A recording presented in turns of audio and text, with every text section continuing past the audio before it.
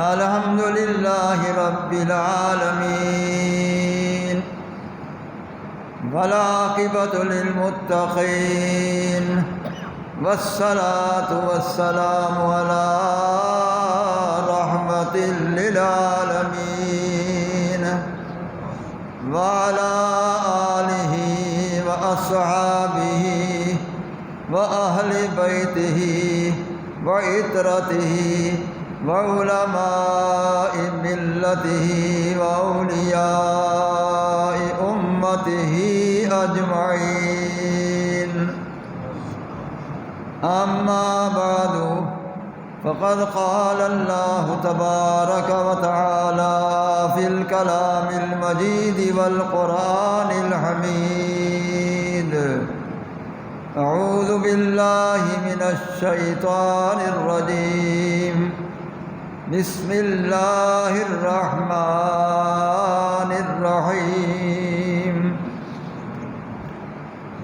إنه هو السميع البصير. وقال الله تبارك وتعالى في مقام آخر: يمددكم ربكم ب5,000 آلاف من الملائكة مسومين. صدق الله مولانا العظيم وبلغنا رسوله النبي الكريم الحبيب الأمين، ونحن على ذلك لمن الشاهدين والشاكرين، والحمد لله رب العالمين. درود و سلام. الصلاة والسلام عليك يا رسول الله. الصلاة والسلام عليك يا حبيب الله، وعلى آلك وصحابك يا سيدي يا رسول الله. واغثني وادركني يا سيدي يا حبيب الله. محترم حضرات گرامی، تقریباً 8 جمع ہو چکے ہیں کہ آیت معراج شریف سورہ بنی اسرائیل کی پہلی آیت کریمہ چل رہی ہے، اور آج آخری حصہ انشاءاللہ بیان کرنا ہے. آخری حصہ معراج شریف کا اس سے پہلے 7 جمعہ میں بیان کر چکا ہوں، ایک ایک آیت ایک ایک جز پر. تو ایک یہ بیان کرنا ہے انشاءاللہ. دوسرا یہ ہے کہ کل گزشتہ جو گزر گیا ہے دن، یہ 17 رمضان شریف تھی، اور یہ یوم بدر تھا. جنگ بدر جب ہوئی تو اس کے واقعات کو اللہ تعالیٰ نے قرآن مجید میں تفصیل بیان فرمایا. تو یہ بھی بیان کرنا ہے انشاءاللہ کہ جنگ بدر کیسی ہوئی، کیا نظارہ تھا، اور کیا رسول اللہ صلی اللہ علیہ وسلم نے اللہ تعالیٰ کی بارگاہ اقدس میں انداز محبوبیت کیسے پیش فرمایا.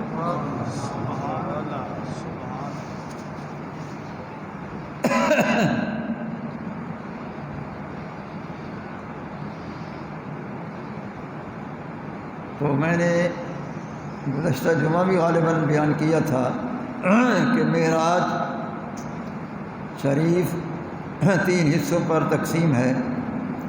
ایک زمینی معراج ہے، بیت اللہ شریف سے لے کر مسجد اقصی شریف تک. دوسرا آسمانی معراج ہے، جو پہلے آسمان سے لے کر خدا کے عرش تک.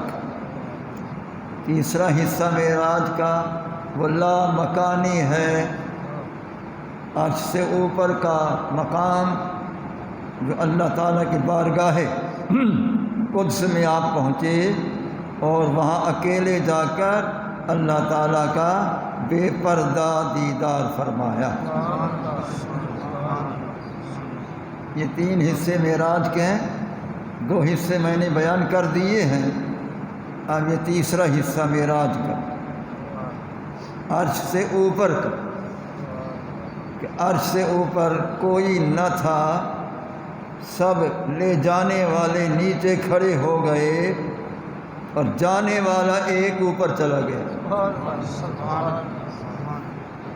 سب لے جانے والے اپنے اپنے مقام پر ٹھہرتے گئے. فرشتوں کا آخری منتہا سدرۃ المنتہا ہے، وہاں سارے فرشتے ٹھہر گئے، کوئی آگے نہ چلا، بلکہ سارے فرشتوں کا سردار ادھر بیٹھے، سارے فرشتوں کا سردار حضرت جبریل علیہ السلام کو سرکار نے فرمایا اتنا سفر تو میرے ساتھ کر آیا ہے تو آگے تو چل۔ اگر عرض کی اگر یکسر موے برتر پرم فروغ تجلا بسوزت پرم، اگر ایک بال جتنا آگے پرواز کروں تو میں جل جاؤں گا، میں خاکستر ہو جاؤں گا۔ آگے میری پرواز کی جہاں انتہا ہے، آپ کی پرواز نبوت کی یہاں سے ابتدا۔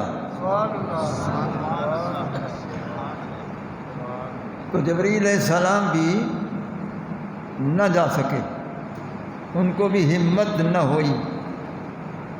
اب تمام فرشتے بھی ٹھہر گئے، براق بھی ٹھہر گیا، رف بھی ٹھہر گیا، سب نیچے ٹھہر گئے، حتیٰ کہ خدا کے عرش کو اٹھانے والے فرشتے حاملین عرش وہ بھی ٹھہر گئے، وہ بھی عرش تک تھے، آگے ان کی پرواز بھی نہیں۔ سید العالمین صلی اللہ تعالیٰ علیہ وآلہ وبارک وسلم نے جب عرش پر جلوہ گری فرمائی، عرش بڑا خوش ہوا کہ آج میری پیدائش کا مقصد پورا ہوا ہے کہ اس کریم میرے اوپر جلوہ گر ہو چکا ہے۔ میری پیدائش کا مقصد آج پورا ہوا ہے۔ جب سے میں پیدا ہوا ہوں مجھ پر کسی نے قدم نہ رکھا، نہ ہی کسی کی ہمت ہوئی، نہ ہی کسی کے شان کے مطابق تھا، کچھ نہیں تھا، کوئی قدم نہ رکھ سکا۔ آج یہ محبوب جلوہ گر ہوا ہے، اپنے قدم پاک بھی رکھے ہیں، اور یہاں قعود اور جلوس بھی فرمایا ہے، تشریف فرما بھی ہوئے ہیں، تو میری پیدائش کی غرض آج پوری ہو گئی۔ اب سرکار صلی اللہ علیہ وسلم اتنا طویل سفر فرما کے عرش الہی پر جلوہ گر ہوئے، کائنات کو بتا دیا کہ میرے قدم سب کے اوپر ہیں، میرے قدم سب کے اوپر ہیں۔ دیکھو انبیاء بھی میرے قدموں کے نیچے ٹھہر گئے، فرشتے بھی میرے قدموں کے نیچے ٹھہر گئے، لوح و قلم بھی میرے قدموں کے نیچے ہے، حتیٰ کہ خدا کا عرش بھی میرے قدموں کے نیچے۔ سرکار مدینہ صلی اللہ علیہ وسلم عرش الہی پر جلوہ گر ہو کر بتا دیا کہ میری شان سب سے اونچی، میری شان سب سے اونچی ہے، اللہ نے مجھے بلند و بالا بنا، سب اونچوں سے اونچا ہمارا نبی، سب اونچوں سے اونچا ہمارا نبی، بزم کونین میں تاجدار انبیاء، تاجداروں کا آقا ہمارا نبی، سب سے اعلیٰ و اولیٰ ہمارا نبی، سب سے بالا و والا ہمارا نبی۔ اعلیٰ حضرت عظیم البرکت رضی اللہ تعالیٰ عنہ نے جو کچھ فرمایا ہے وہ حق فرمایا ہے۔ اور جب عرش پر سرکار جلوہ گر ہوئے تو اعلیٰ حضرت کی روح کی نگاہ پڑی تو فرمایا عرش حق ہے مسند رسول اللہ کی، عرش حق ہے مسند رفعت رسول اللہ کی۔ ارے نہ ماننے والوں حشر میں کھل جائے گی عزت رسول اللہ۔ اعلیٰ حضرت عظیم البرکت رضی اللہ تعالیٰ عنہ نے حق فرمایا کہ عرش خدا کا ہے لیکن ظاہر میں مستند گاہ مصطفیٰ، پیدا کرنے والا خدا ہے عرش پر نظر آنے والا اس کا محبوب مصطفیٰ علیہ تحیت و ثنا ہے۔ اعلیٰ حضرت عظیم البرکت رضی اللہ تعالیٰ عنہ کی روح کی نگاہ پڑی تو انہوں نے یہی فرمایا کہ عرش حق ہے مسند رفعت رسول اللہ کی، حشر میں کھل جائے گی عزت رسول اللہ کی۔ تو سرکار عرش پر جلوہ گر ہوئے، بتا دیا کہ میرا شان سب سے اونچا ہے، میرے برابر کوئی نہ ہوا ہے نہ ہو سکتا ہے، دیکھ لو سب سے اونچا میں بیٹھا ہوں، ساری کائنات میرے قدموں کے نیچے ہے۔ اب سب کائنات نے آپ کے قدموں کے نیچے ہے تو لوح محفوظ بھی قدموں کے نیچے ہے، تو لوح محفوظ کہاں ہے؟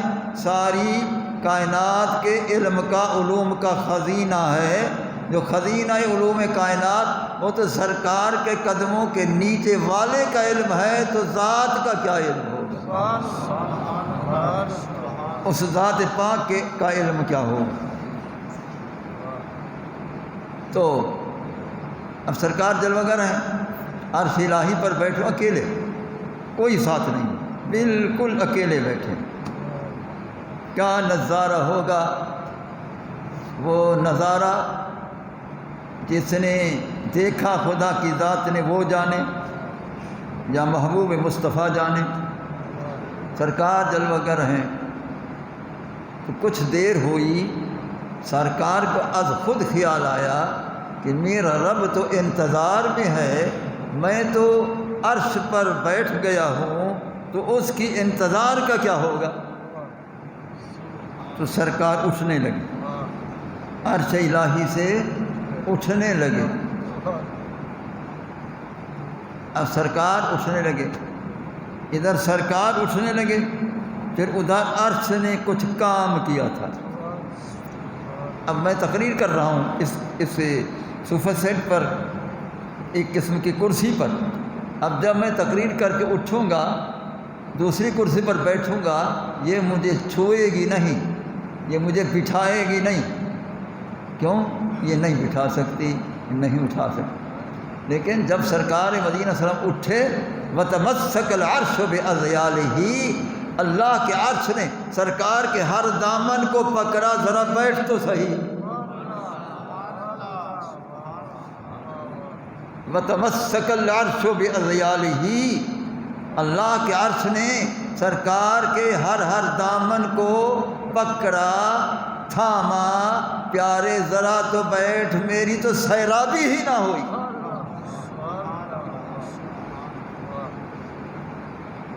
کبھی وہ سرکار کی رحمت کا دامن پکڑتا ہے، کبھی وہ سرکار کی سخاوت کا دامن پکڑتا ہے، کبھی وہ سرکار مدینہ صلی اللہ علیہ وسلم کے ہر پہلو کو کے دامن کو پکڑتا ہے۔ پیارے ذرا تو بیٹھ، ذرا تو بیٹھ، مجھے دیدار کرنے دے، سیراب تو ہونے دے۔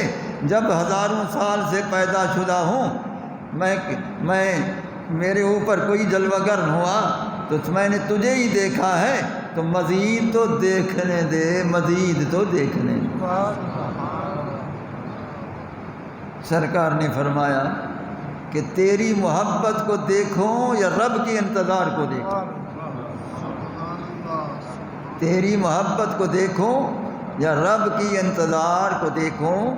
لہذا میرا رب منتظر ہے تو مجھے جانا ہے، لہذا میں جا رہا ہوں۔ سرکار اٹھ کھڑے، عرش غمگین رہا، عرش حزن میں رہا کہ اب سرکار تشریف لے جا رہے ہیں۔ اچھا، اب جب سرکار اٹھ کھڑے ہوئے تو پھر آگے کہاں جانا ہے؟ لا مکان کی طرف جانا ہے۔ خدا جانے عرش سے اوپر لا مکان، لاکھوں میلوں پر ہے خدا، ادھر لاکھوں میلوں پر ہے یا کتنا ہے؟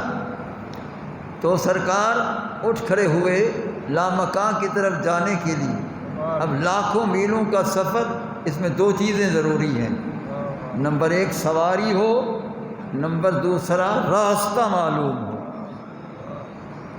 نہ سواری ہے نہ کوئی اور بتانے والا ہے، لہذا سرکار خود تشریف لے گئے، معلوم ہوا سرکار سواری کے بھی محتاج نہیں ہیں، اپنی پرواز نبوت کے ساتھ سرکار آگے تشریف لے گئے، اور راستے بتانے والے کی ضرورت نہ تھی، کیونکہ یہ آئے وہاں سے ہیں تو ان کو سب راستہ معلوم ہے، اس لیے آگے کوئی نہیں تھا۔ ہاں ایک روایت آئی ہے، صاحب تفریح الخاطر نے اس کو نقل کیا ہے، میں نے خود پڑھی ہے، بعض اس کو تسلیم کر رہے ہیں، بعض اس کو تسلیم نہیں کرتے ہیں، اگر تسلیم بھی کیا جائے تو کوئی حرج نہیں ہے۔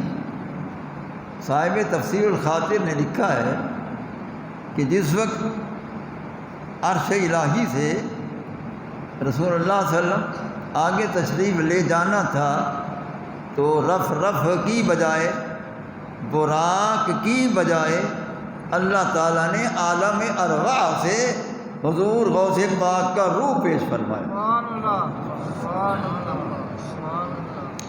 حضور غوث پاک رضی اللہ تعالیٰ عنہ جو ہزاروں برس بعد میں پیدا ہونے والے تھے، ان کا روح پیش فرمایا،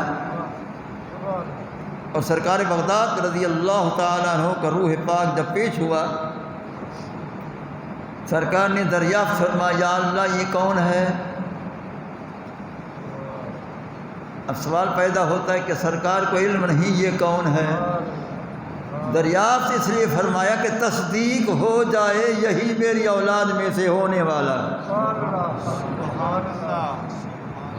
اللہ تعالیٰ نے فرمایا پیارے جانتا تو بھی ہے، جانتا میں بھی ہوں، اگر تصدیق کرانا چاہتا ہے تو میں بتاتا ہوں، یہ قطب ربانی ہے، یہ غوث سمادانی ہے، یہی شہباز لامکانی ہے، یہی حضرت سید عبد القادر جیلانی ہے رضی اللہ تعالی عنہ۔ حضور سرکار بغداد رضی اللہ تعالی عنہ کا روح پیش ہوا، اللہ نے فرمایا پیارے اس پر جلوہ گر ہو جائیں تو یہی آپ کو آگے لے جائے گا۔ سرکار جب قدم رکھا تو فرمایا کہ اے میرے لخت جگر آنے والے دنیا میں، آج میرا قدم تجھ پر ہے، تیرا قدم میری امت کے اولیاء پر ہوگا۔ اسی لیے سرکار بغداد نے فرمایا قدمی ہذہ علی رقبۃ کل ولی اللہ، کہ میرا قدم اللہ کے ہر ولی کی گردن پر موجود ہے،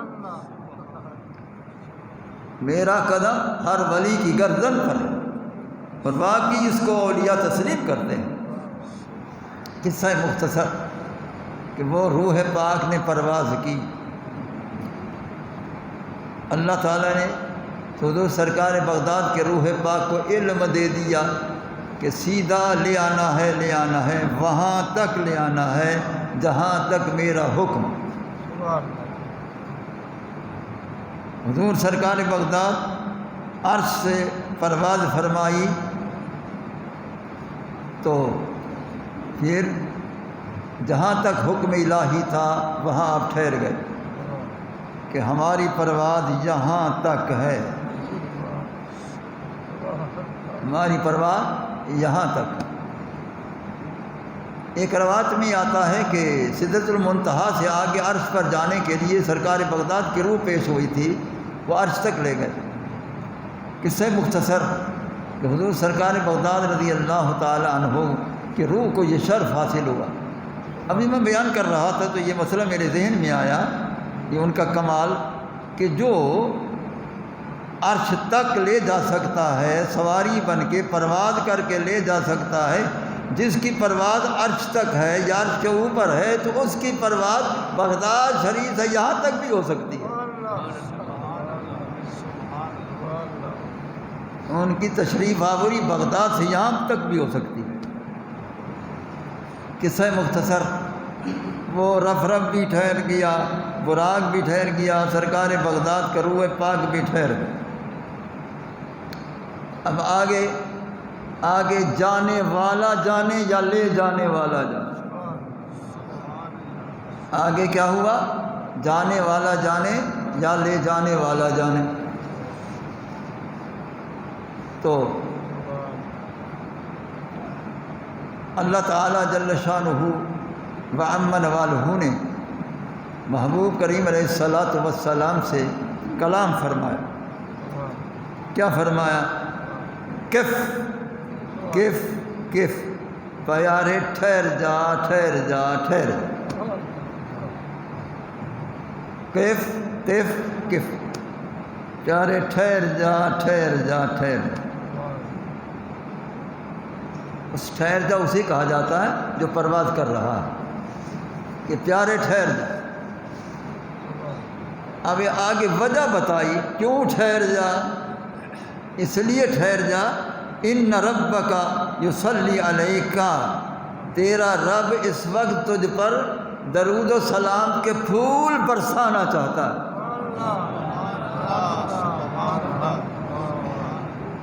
ان ربک یصلی علیک۔ سرکار ٹھہر گئے۔ سرکار نے غور فرمایا کہ اللہ تعالیٰ آواز سے پاک ہے، یہ اس کی آواز آ رہی ہے، ٹھہر جا ٹھہر جا ٹھہر جا۔ اللہ تعالیٰ درود کے پھول برسانا چاہتا، تو یہ آواز کس کی ہے؟ کس کے مشابہ آواز ہے؟ کیسی آواز ہے؟ بے مثال آواز ہے۔ تو وہ کس کی آواز ہے؟ اب جس کی آواز مشابہ تھی، سرکار نے اس کی وضاحت فرمائی ہے۔ تو اس شخصیت کا کیا مقام ہے کہ جس کی آواز میں خدا آواز کر رہا ہے۔ اب سرکار فرماتے ہیں کہ جب میں نے غور کیا یس تو کیا ہوا؟ یشبہ صوتہ بصوت ابی بکر رضی اللہ تعالیٰ عنہ، میرے ابو بکر صدیق کی پاک آواز کے مطابق میرے رب کی آواز تھی۔ عاشق رسول، عاشق روح رسول، عاشق رخ رسول، عاشق چہرہ رسول حضرت سیدنا صدیق اکبر رضی اللہ تعالی عنہ کی آواز میں رب نے آواز دی کہ پیارے ٹھہر جا ٹھہر جا ٹھہر۔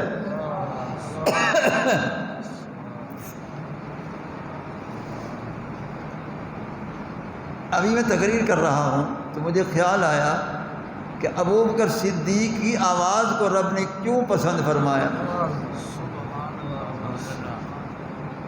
صحابہ کرام تو دیگر بھی ہیں، حضرت سیدنا امیر عمر بھی ہیں، حضرت امیر عثمان بھی ہیں، حضرت مولا علی بھی ہیں، جو بھی اس وقت صحابہ تھے، لیکن اللہ تعالیٰ نے ابو بکر صدیق کی آواز کے مشابہ آواز دی ہے، تو اس کی وجہ کیا؟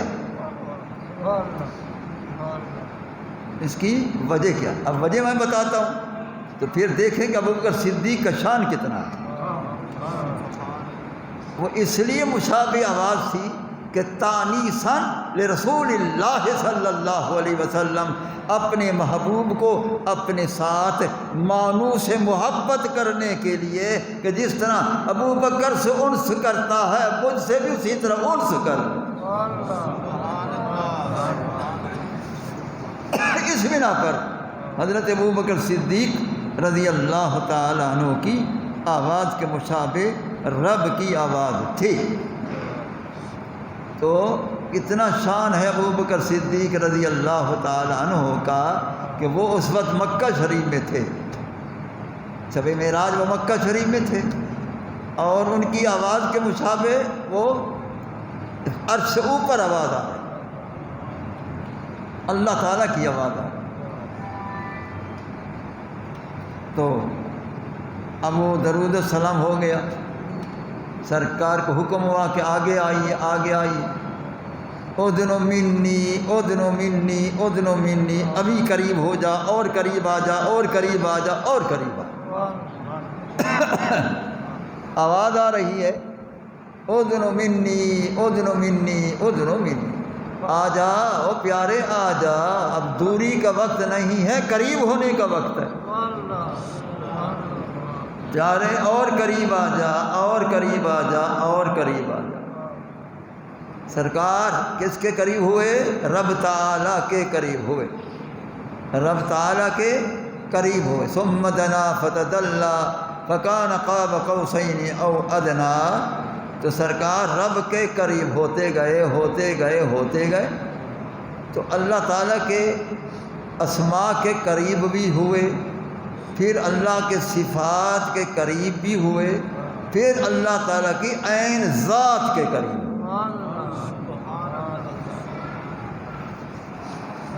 تو جب صفات سے گزرے، صرف گزر نہیں گئے تھے بلکہ جس صفت ربی سے گزرتے گئے اسی صفت کی شان میں نظر آتے گئے۔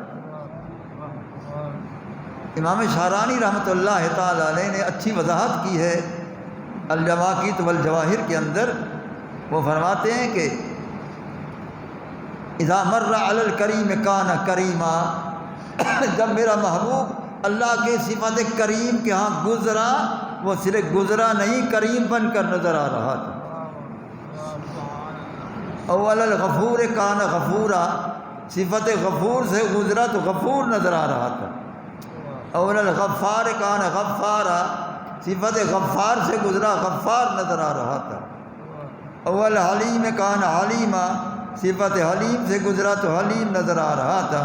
فما یرجع من ھذا الا وهو فی غایۃ الکمال، جب واپس زائد سارا کمال ہی کمال لے کر، تو رسول اللہ صلی اللہ تعالی علیہ وسلم وہ صفات سے بھی گزرے، اسماء سے بھی گزرے، اللہ کی ذات کے قرب میں تشریف لے گئے۔ اب اس سے ثابت ہوتا ہے کہ رسول اللہ صلی اللہ علیہ وسلم ہی قریب ہوتے گئے، قریب ہوتے گئے۔ حالانکہ محبت کا تقاضا یہ ہے محبت کا تقاضا یہ ہے کہ محب محبوب کے قریب ہوتا ہے، محب محبوب کے قریب ہوتا ہے۔ تو یہاں محبت کا یہ تقاضا ہے کہ محبوب محب کے قریب ہو رہا۔ تب اس کو بھی میں نے ثابت کرنا ہے کہ ہاں محب ذات خدا اللہ تعالیٰ خود قریب ہوا۔ صاحب تفسیر خازن نے اس کو نقل فرمایا، ثم دنا الجبار تبارک و تعالی الی حبیبہ دنا فتدلی فکان قاب قوسین او ادنی، فرمایا خود رب تعالی اپنے محبوب کے اور قریب آیا، اور قریب آیا، اور قریب آیا۔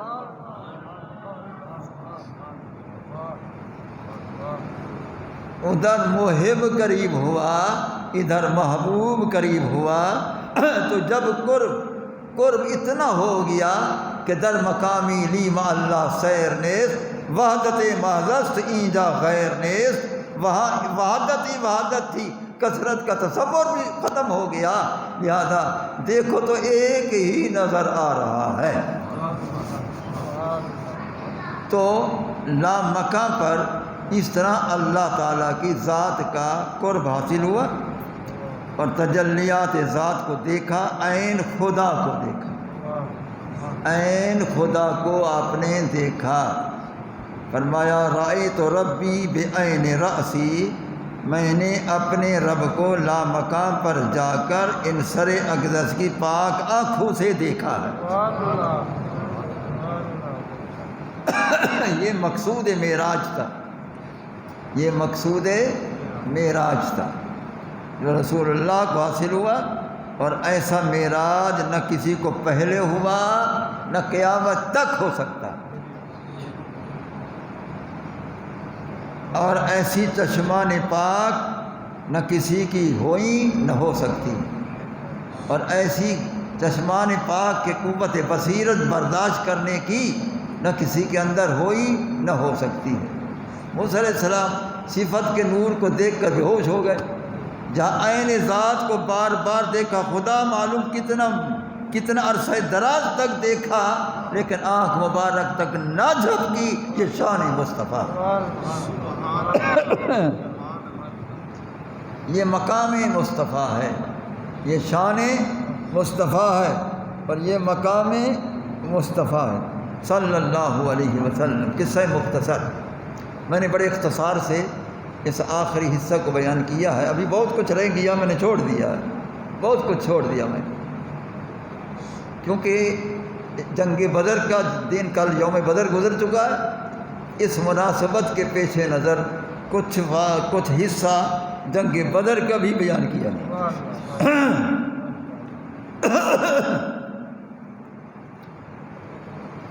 جتنی بھی جنگیں اسلام میں ہوئی ہیں، اگر تاریخ اسلام کا مطالعہ کیا جائے تو یہی ثابت ہوتا ہے کہ رسول اللہ صلی اللہ علیہ وسلم نے از خود جنگ نہ فرمائی، کافروں نے جنگ کا ارادہ کیا، میدان میں آ گئے تو سرکار نے دفاع کرنے کے لیے جنگ فرمائی ہے، از خود ابتدا نہیں فرمائی۔ حقیقت یہی تو جنگ بدر جو تھی وہ کفار مکہ المکرمہ والے مدینے آ چکے تھے، کچھ فاصلے پر ہے، تقریباً 200 کلومیٹر ہوگا۔ میں بھی کئی مرتبہ جنگ بدر گیا ہوں دیکھنے کے لیے مزارات کو، پچھلے سال بھی میں ابھی گیا تھا جون مئی کے آخر میں وہاں حاضری دی ہے، میں کہیں جب بھی جاتا ہوں وہاں جاتا ہوں۔ قصہ مختصر، جب کفار جمع ہو گئے، ان کی تعداد ہزاروں کی تعداد تھی، اور ادھر جنگ بدر میں صحابہ کی تعداد صرف 313 ہے، عاشقان رسول کی تعداد 313۔ جب ان کی تعداد بہت زیادہ تھی کفار کی، ادھر 313 ہیں، سواریاں بھی بہت کم ہیں، ایک ایک سواری پر 2 صحابہ، اس طرح جنگی سامان بھی تھوڑا ہے۔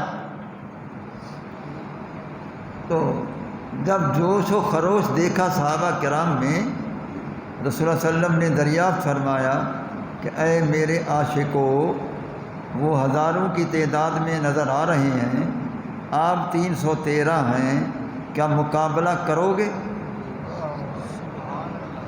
ان کفار کا مقابلہ کرو گے؟ عرض کی پیارے، ایک شرط ہے، آپ ہمارے اس پشت پر تھپکی دیتے جائیں، پھر ہمارا قربان ہونا دیکھتے جائیں۔ یہ رحمت کا ہاتھ کی تھپکی دیتے جائیں، پھر ہماری قربانی دیکھیں، ہم دیکھیں ہم کیسی قربانی دیتے ہیں۔ آج اگر آپ ہمیں حکم کریں سمندر میں چھلانگ لگانے کا، ہم تیار ہیں، ہم پیچھے نہیں ہٹیں گے۔ سرکار نے جب عاشقوں کا جذبہ دیکھا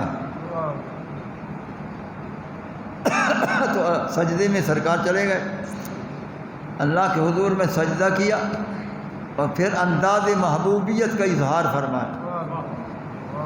کیا فرمایا؟ اے اللہ میری سن لے، میں نے عاشقوں کی سن لی ہے، اب میری سن، کہ اگر آج تو نے ان میرے غلاموں کو فتح نہ دی تو سن لے کہ روئے زمین پر تیرا نام لینے والا کوئی نہیں ہوگا،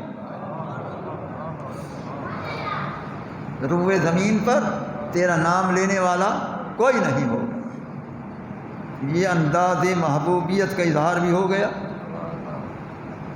تو اللہ تعالیٰ نے فرمایا پیارے میں سب کچھ سن چکا ہوں، تیرے غلاموں کی وہ آواز بھی سن چکا ہوں، انہوں نے کیا فرمایا ہے، تیرا فرمان بھی سن چکا ہوں، تو اب میں فرشتوں کا انتظام کرتا ہوں۔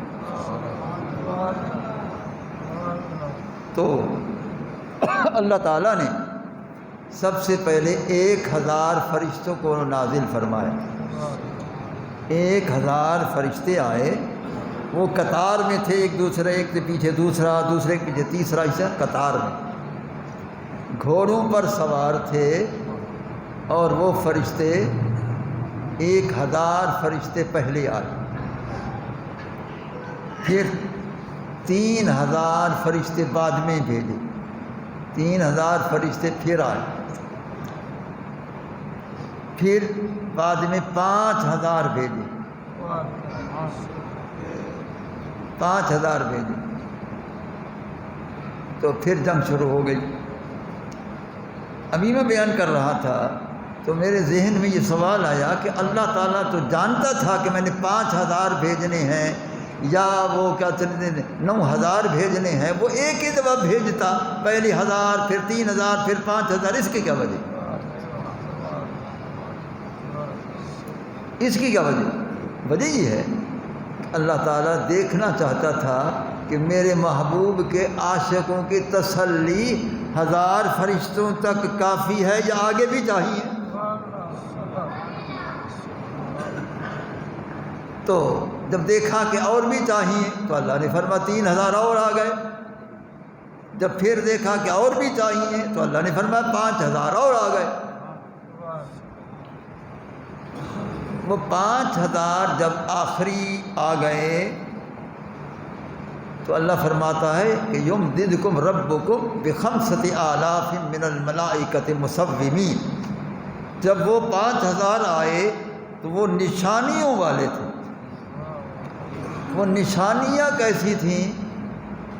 نشانیاں تھیں، تفسیر والے لکھ رہے ہیں سارے کہ ان پر ہتھیار بھی تھے جنگی،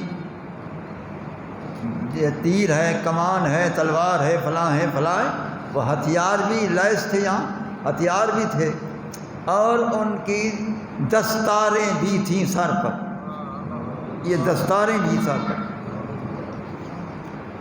دستاریں سر پر تھیں۔ اب جب وہ آئے اس طرح جنگ شروع ہوئی اور کافر اس طرح مرنے لگے، قتل ہونے لگے، جس طرح کہ گاجر کو کسی چھری سے کاٹا جائے اور پھینکا جائے ان کے سروں کو، وہ اس طرح سر اڑ رہے تھے۔ وہ کہتے تھے وہ کون سی فوج ہے جو ہمیں قتل کیے جا رہی ہے، وہ تو دکھاؤ کون ہے۔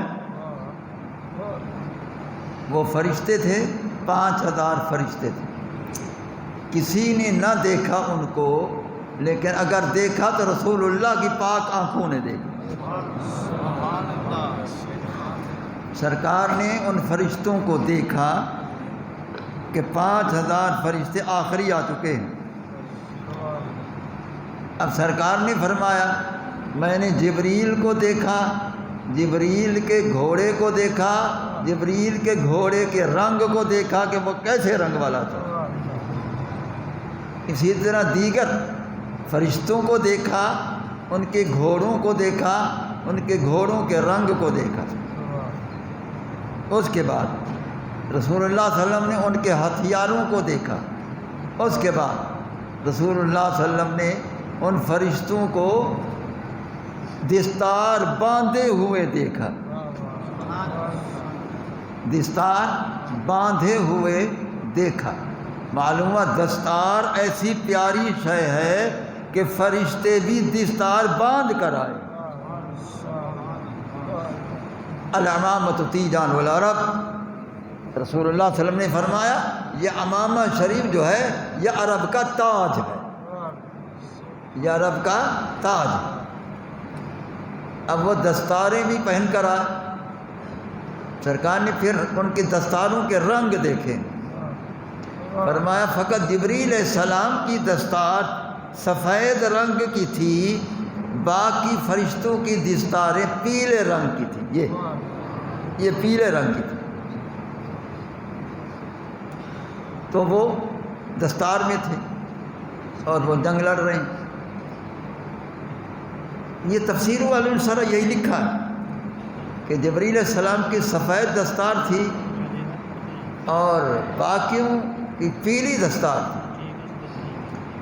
آگے وجہ نہیں لکھ رہے کہ جبریل کی دستار سفید کیوں تھی اور باقی فرشتوں کی دستاریں پیلے رنگ کی کیوں تھی، کوئی نہیں لکھ رہا، وہ آج میں بتاتا ہوں۔ کسی نے نہیں لکھا۔ تمام تفاسیر میرے زیر نظر ہوتی ہیں، کسی نے نہیں لکھا، صرف یہ لکھا کہ دستاریں تھیں اس رنگ کی تھی۔ سنو، جبریل علیہ السلام فرشتوں کا سردار ہے، سید الملائکہ ہے، اور فرشتوں میں رسول ہے فرشتوں کا۔ وہ رسول اللہ صلی اللہ علیہ وسلم کی پسندیدہ رنگ کے مطابق دستار سفید باندھ کے آیا۔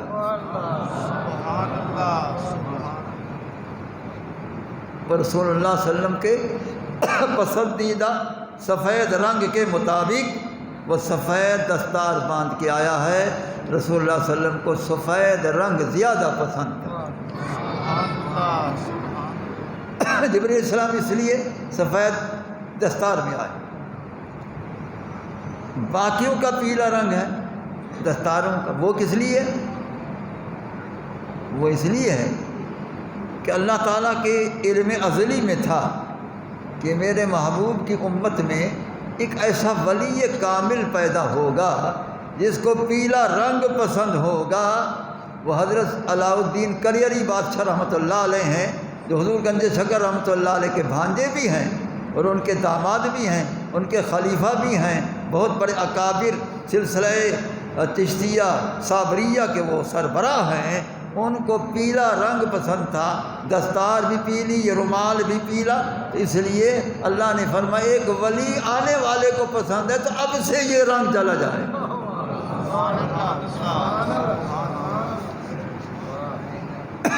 اس لیے یہ دستاروں میں آئے، اور جنگ کی تو شکست ہو گئی کفار کو، بالکل وہ گاجر کی طرح کٹ گئے مر گئے۔ امی میں بیان کر رہا تھا تو مجھے خیال آیا کہ جبریل بھی نور، سارے فرشتے 5000 کے 5000 نور، تو جو رسول اللہ پر اعتراض کرتے ہیں کہ نور تو کپڑے نہیں پہنتا، نور تو دستار نہیں پہنتا، سرکار تو کپڑے مبارک پہنتے تھے، لباس مبارک پہنتے تھے، دستار مبارک پہنتے تھے، تو یہ کیسے ہو سکتا ہے؟ ان سے پوچھو جبریل نور ہے، سارے فرشتے نور ہیں، یہ لباس میں دستار میں کیسے نظر آ گئے؟ اگر یہ لباس پہنتے ہوئے، اگر یہ دستاریں پہنتے ہوئے نور ہیں تو سرکار بھی لباس پہنے، اگر دستار پہنے وہ بے شک نور علی نور ہے۔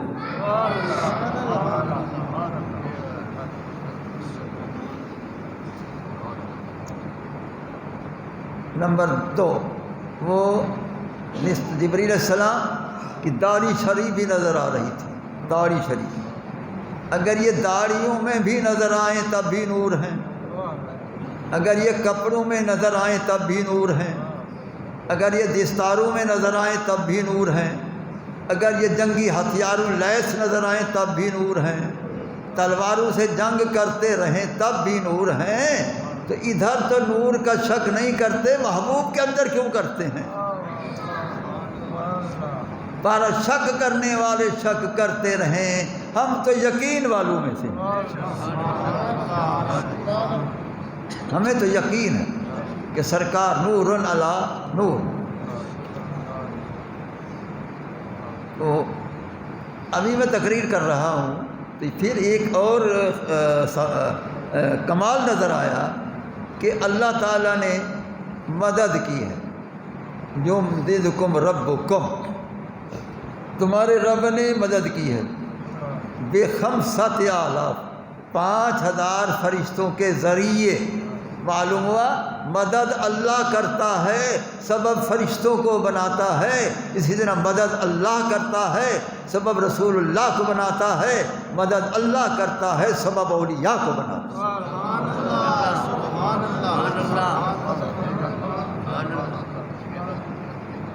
میری بات سمجھ آ گئی؟ مدد اللہ کرتا ہے، یمددکم ربکم ب5,000، اللہ تعالیٰ نے تمہارے رب نے مدد کی ہے 5000 فرشتوں اتار کر۔ اگر وہ اللہ مددگار ہے، سبب فرشتوں کو بناتا ہے، ظاہری مدد فرشتے کر رہے ہیں، تو اسی طریقے سے ہر مدد خدا کرتا ہے، سبب اپنے محبوب کو بنا رہا ہے کہ کسی کی آنکھ کی مدد کر رہا ہے، کسی کی پاؤں کٹ گیا ہے بنا رہا ہے، کسی کی آنکھ نکل گئی ہے بنا رہا ہے، تو پانی کڑوے ہیں میٹھے کر رہا ہے لعاب مبارک سے۔ اعلیٰ حضرت کیا سرکار نے جو مدد کی ہے اب تک بھی ہو رہی ہے، یہ بھی مدد خدا۔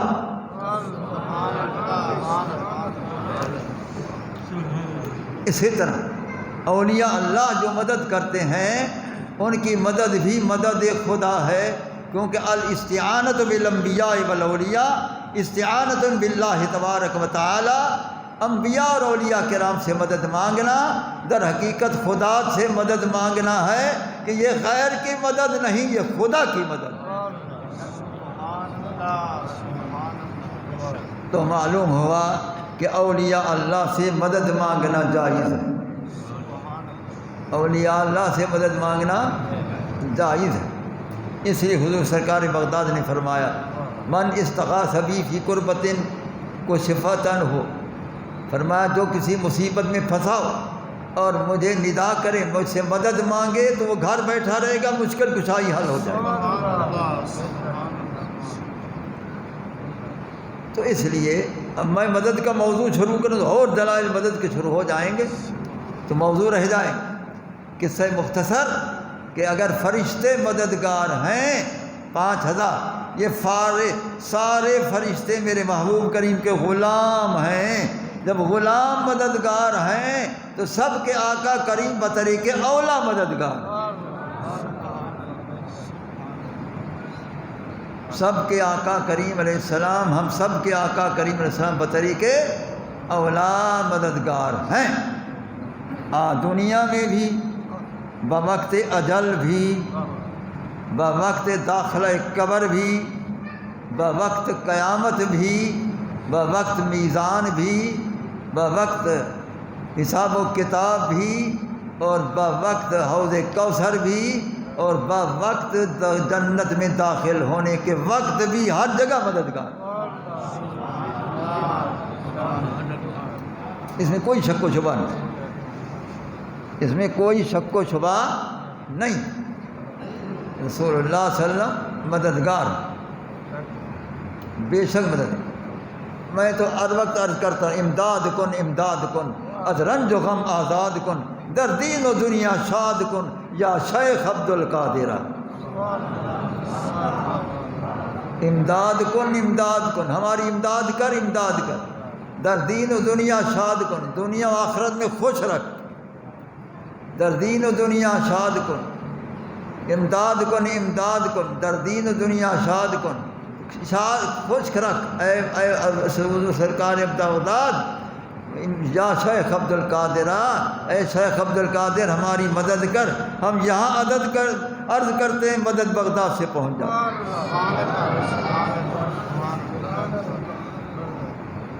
از رنج و غم آزاد کن، رنج تکلیف غم سے بھی آزاد کر دے تو سب غم دور ہو جاتے ہیں۔ اسی طرح میں قادری سلسلہ عقیدت مند ہوں، لیکن بیت کے اعتبار سے سلسلہ چشتیہ میں یہاں بھی عرض کرتا ہوں بگرداب بلا افتاد کشتی، مدد کن یا معین الدین چشتی، کہ میری کشتی بھنور میں پھنسی ہوئی ہے، دریا میں بھنور میں پھنسی ہوئی ہے، اے حضور سرکار غریب نواز، اے چشتی غریب نواز میری مدد فرمائیے، میری مدد فرمائیے، وہ مدد ہو جاتی۔ تو ہم تو دونوں طرف عرض، بغداد شریف بھی اجمیر شریف بھی، بگرداب بلا افتاد کشتی، بگرداب بلا افتاد کشتی، مدد کن یا معین الدین چشتی۔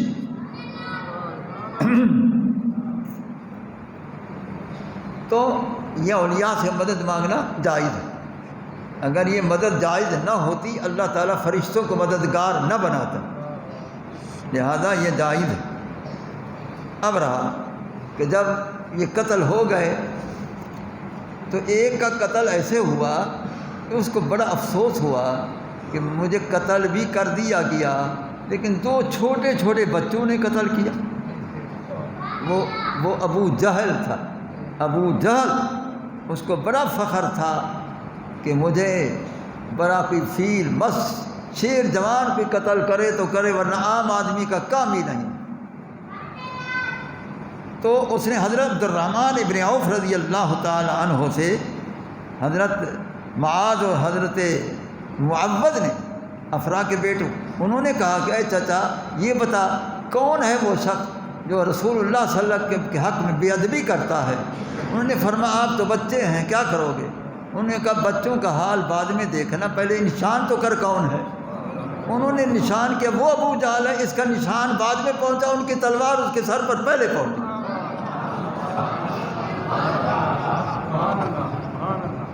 دو چھوٹے چھوٹے عاشقان مصطفیٰ نے ابو جہل کو قتل کر دیا۔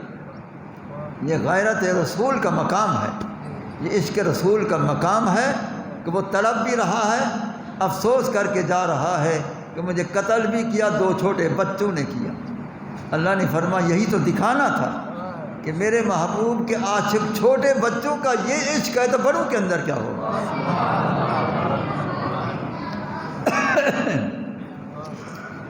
قصہ مختصر وہ قتل ہو گیا۔ تو پھر جب ان کی لاشیں برآمد ہوئی، ان کی لاشیں جب برآمد ہوئی ہیں تو رسول اللہ صلی اللہ علیہ وسلم نے فرمایا یہ کسی قبر کے لائق نہیں ہے۔ تو ان کو ایک اندھا کنواں تھا، غیر آباد کنواں تھا، ان کی لاشوں کو اٹھوا کر اس میں پھینک دیا، اس کنویں میں پھینکوا دیا ان کافروں کی لاشوں کو۔ اور سرکار اوپر فرما رہے ہیں حال وجدتم ما وعدکم ربکم حقا، بتاؤ کافروں رب کا وعدہ تم نے سچ پایا کہ نہیں، حق پایا کہ نہیں، ذلیل ہو گئے، خوار ہو گئے، کیا تمہاری حالت ہو گئی ہے؟ سرکار اوپر فرما رہے ہیں حال وجدتم ما وعد ربکم حقا۔ حضرت امیر عمر ساتھ کھڑے عرض کرتے ہیں پیارے وہ تو مر گئے ہیں، وہ تو مٹ گئے ہیں، وہ قتل ہو گئے، وہ ٹکڑے ہو گئے، آپ کس کو فرما رہے ہیں؟ فرمایا انہم اسمع منکم، فرمایا اس وقت وہ تم سے زیادہ سن رہے ہیں۔ اگر وہ کافر مرنے کے بعد سن سکتے ہیں تو زندہ نبی کریم اسلام اولیاء کرام بطریق اولا سن رہے ہیں، سنتے رہیں گے۔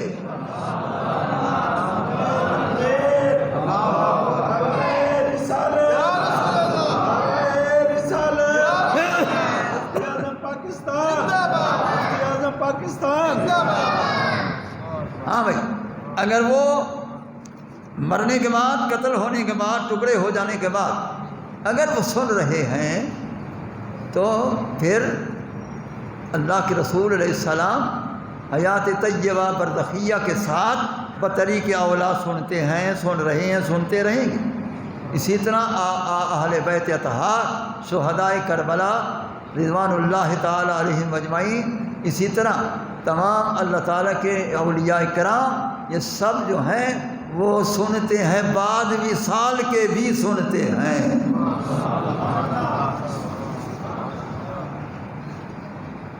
اچھا، جب یہ مر گئے، قتل ہو گئے، تو قرآن کی ایک آیت ہے، اللہ نے فرمایا کہ وما تدری نفس ماذا تکسب غدا وما تدری نفس بأی ارض تموت ان اللہ علیم خبیر۔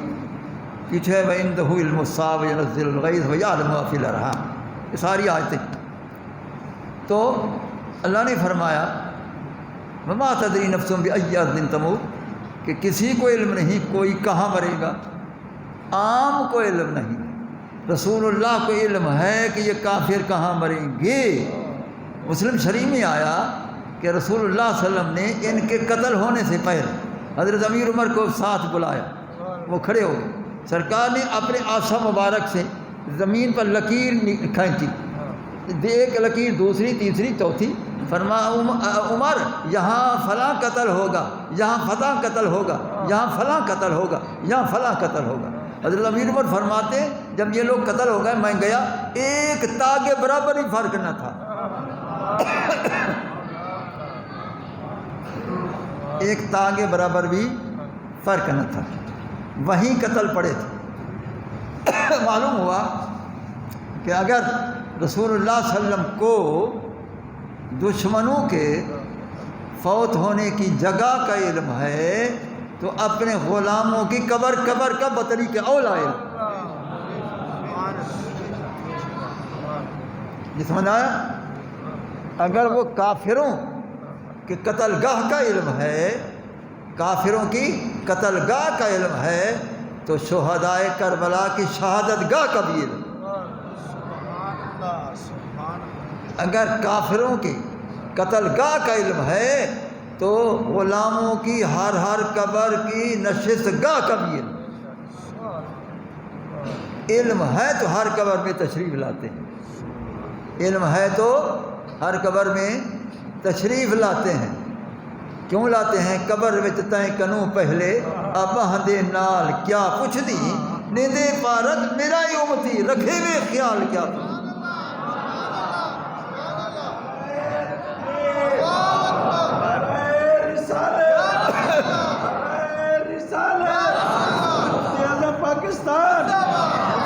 پاکستان.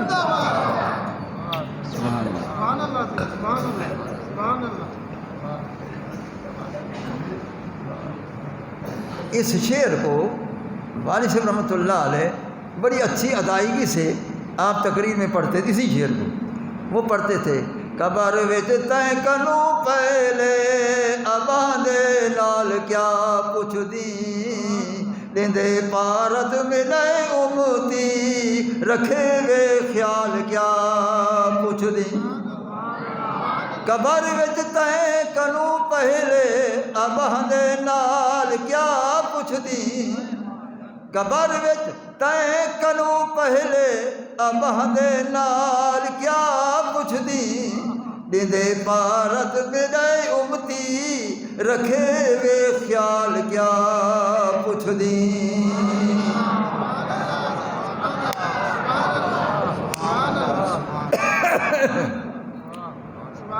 اللہ اکبر. آپ کے ایک ٹائم بھی ہو جاتا ہے آپ کے دماغ کا. میں چشتیہ تار چلاتا ہوں، ادھر ٹائم آ جاتا.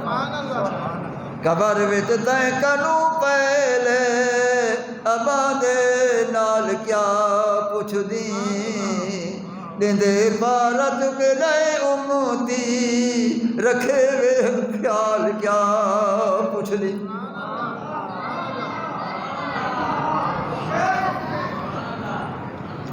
جے کر کوئی منہ مدینے نوں تے آکھے یا رسول اللہ محمد گالی سنیوں دی، لکھاں نکھڑے ٹلے دا پہ شہنشاہ روضے اطہر تو کرم جگتے کریں دا پہ. اوہے لج اوہے سرور لج پرور لکھاں دیا لا جنگل پاتے پلیندا پہ. اللہ اکبر. قبر وچ تائیں کنوں پہلے اباں دے نال کیا پوچھ دی، نال ہوا باندھے جے کو روزے چ علم ہوندے فلانا قبر چ آون والا ہے میں پہلے جننے. سرکار کو علم ہوندے فلانا میرا غلام قبر وچ ہون آون والا، میں کو پہلے پہنچنے اندی قبر وچ پہلے پہنچنے ہی واتے فرمائیں قبر وچ تائیں کنوں پہلے اباں دے نال کیا پوچھ دی. کیوں ون بہتے ای واسطے کو وجہ پہ رسیندے نے، دیندے پارت میرا ہی امتی منکر نکیرو میرا امتی تھیندے میرا غلام تھیندے کو کچھ نہ کھی اے میرا تھیندے مہیدہ تھیندے یو میرا ہے مہیدہ یو میرا ہے مہیدہ یو میرا ہے مہیدہ. دیندے پارت میرا امتی جے جائے کہ جائے میرا ہے، گناہگار میرا ہے، بدکار میرا ہے، نیکوکار میرا ہے. دیندے پارت میرا امتی رکھے وے خیال کیا پوچھ دی. ہائے کہ میں وفادار محبوب دنیا وچ رہوں تا وفادار ہے، قبر وچ ونوں تا پہلے وفادار آیا ہے۔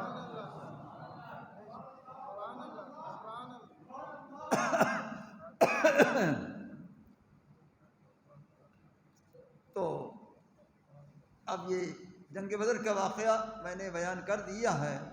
تو یہ عاشقان مصطفیٰ کی قربانیوں کو جب اللہ تعالیٰ نے دیکھا تو اللہ نے قرآن میں حکم فرما دیا، اعملوا ما شئتم، اے بدریین صحابہ جو کچھ تم کرتے رہو میں پوچھوں گا بھی نہیں۔ ما شئتم اعملوا ما شئتم، جو کچھ کرتے رہو، چاہتے ہو کرتے جا، میں نہیں پوچھوں گا تم نے کیا کیا۔ یہ انعام ربی ہے بدریین کے لیے، اس لیے بدریین صحابہ کا بہت بڑا مقام ہے، ان کی مزارات قابل زیارت ہیں۔ میں جب بھی حاضری دیتا ہوں مدینہ طیبہ میں ضرور وہاں جاتا ہوں، وہاں حاضری دیتا ہوں، 200 کلومیٹر ہے تقریباً، ماشاء اللہ۔ یہ عاشقان مصطفیٰ کا عشق کا کمال تھا کہ انہوں نے اپنے آپ کی قلت تعداد کو نہ دیکھا، محبوب کے حکم کی تابع داری کو دیکھا۔ پھر اللہ تعالیٰ نے بھی محبوب کا انداز محبوبیت دیکھ کر اس نے بھی دیر نہ کی، 1000 بھیج دیا فرشتہ، پھر 3000 بھیج دیا فرشتہ، پھر 5000 بھیج دیا۔ پیارے اب تو راضی ہو جا، پیارے اب تو راضی ہو جا، اب تو راضی ہو جا۔ سرکار نے فرمایا، میرا اللہ میں تجھ پر راضی، تو میرے غلاموں پر راضی ہو جا۔ بارہ قصے مختصر اب 2:45 ہو رہے ہیں تو میں تو چلتا رہوں گا۔ پھر 12 قصے مختصر۔ اب یہ اعتکاف بھی آنے والا ہے، اسی اتوار کی شام کو عصر کے بعد اعتکاف بیٹھنے والے کافی دوست آ رہے ہیں، وہ بیٹھیں گے۔ آپ میں سے بھی کسی کا شوق ہو، ماشاءاللہ ادھر بڑی اچھی مجلسیں ہوتی ہیں، مجلسیں مراد کہ نشست ہوتی ہے، کبھی درس چل رہا ہے، کبھی ترجمۃ القرآن ہے، تفسیر قرآن ہے، بیان ہے، شان مصطفیٰ کا بیان ہے، شان صحابہ کا بیان ہے، شان اہل بیت کا بیان ہے، شان اولیاء کا بیان ہے، یہ بھی چل رہے ہوں گے۔ اور اس کے بعد مغرب کے بعد یا عشاء کے بعد پھر تراویح کے پھر وہ ذکر اللہ ہوگا، پھر روحانی تربیت ہوگی، پھر تصوف کا درس ہوگا۔ یہ ساری بہترین یہ محفلیں ہوتی رہیں گی، روزانہ ہوتی رہیں گی۔ ایسا اعتکاف بیٹھنا کسی مسجد میں انتظام نہیں جو ادھر ہے۔ لنگر شریف 2 قسم ہے، ایک لنگر پیٹ کا ہے، وہ بھی انتظام اچھا ہوتا ہے، عالی شان انتظام، دہی وغیرہ وغیرہ وغیرہ سالن سب کچھ ہوتا ہے۔ اور ایک لنگر باطنی ہے، وہ روح کی غذا ہے، وہ یہی درس ہوتے ہیں۔ لیکن کیا کروں، لنگر وگے انعام دا عربی دے فیض تمام دا، لنگر وگے انعام دا عربی دے فیض تمام دا، بخراہ خاص و عوام دا منکر نہ آیا کیا کراں۔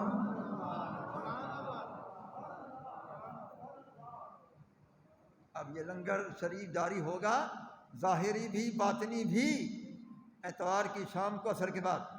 جن جن کو حضرات کو شوق ہو اس میں شمولیت کا، آپ تیاری کر کے اتوار کے عصر کے بعد یہاں تشریف لائیں، اعتکاف بیٹھیں کہ کسی اور جگہ اعتکاف اور ہے، یہاں بیٹھنا کچھ اور ہے۔ اللہ سے دعا ہے کہ اللہ تعالیٰ ہم سب کے اندر یہ شوق پیدا فرمائے، یہ ذوق پیدا فرمائے۔